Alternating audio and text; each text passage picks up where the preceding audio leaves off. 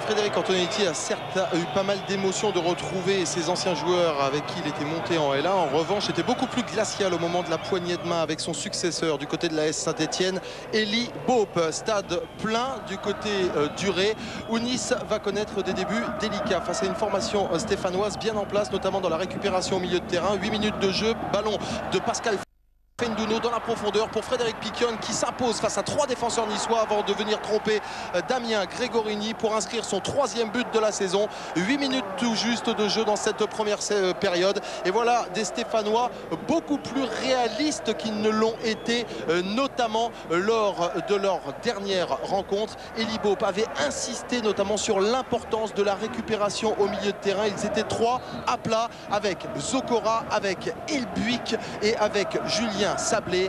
Et ça a fait notamment la différence. Il ne faut pas se contenter de jouer long. On a cessé de répéter Frédéric Antonetti pour des Niçois empruntés, inhibés et qui vont tenter de réagir notamment sur coup de pied arrêté avec cette tête d'Amteriaya au 2e poteau sur un ballon parfaitement distillé par Marama Vairua. Et c'est le poteau qui sauve Jérémy Janot, le gardien de l'AS Saint-Etienne. Nice qui continue de presser dans cette première période avec Paki Koné sur la droite qui va chercher à s'imposer face à un Vincent Ogno au marquage. Mais là, il passe, Paki Koné, l'international ivoirien qui s'impose une fois, 2 fois, frappe d'Ederson, il y a une main involontaire, considère Monsieur Lannoy de la part de Camara. Et l'avantage est laissé aux Niçois, mais derrière, Marama Vairua qui ne trouve pas l'ouverture sur cette frappe qui passe juste au-dessus de la cage de Jérémy Janot. Toujours le pressing niçois en cette fin de première période avec ce ballon côté droit pour la dernière recrue niçoise, Souleymane Camara, arrivé en provenance de l'AS Monaco, qui combine bien Balmont, Camara, une nouvelle fois qui vient crocheté juste devant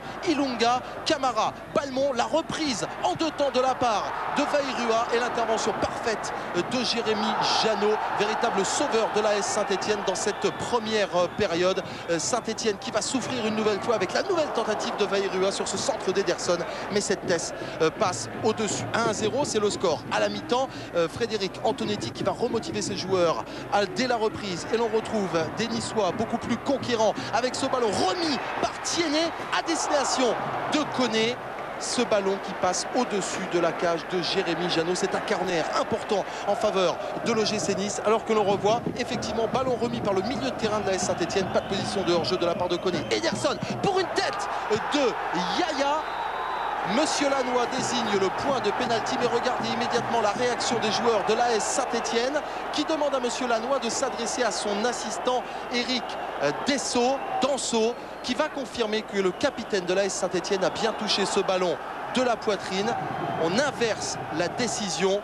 Le ballon est rendu à l'AS Saint-Etienne. Monsieur Lannoy qui sur ce coup-là a fait preuve de beaucoup de responsabilité. Saint-Etienne qui est bien en place dans cette deuxième période, qui subit sans craquer. Attention ici avec l'accélération de la part de Balmont qui trouve Camara, frappe puissante tendue qui passe à quelques centimètres de la cage de Jérémy Janot. La bonne fixation de Florent Balmont, extrêmement actif aujourd'hui une nouvelle fois dans le milieu de terrain. Des Niçois toujours conquérants dans cette surface de réparation, et Souleymane Camara qui trouve une nouvelle fois sur la trajectoire de ce ballon un Jérémy Janot absolument superbe dans ce match et qui sauve une nouvelle fois les siens. Toujours 1-0 en faveur de l'AS Saint-Etienne qui procède en contre dans ce match. Ce n'est absolument pas une deuxième mi-temps à sens unique, mais les Niçois sont dominateurs incontestablement, à l'image ici de Souleymane Camara qui trouve Sébastien Roudet. C'est la dernière occasion dans ce match, une énorme occasion pour Sébastien Roudet, mais ce ballon qui vient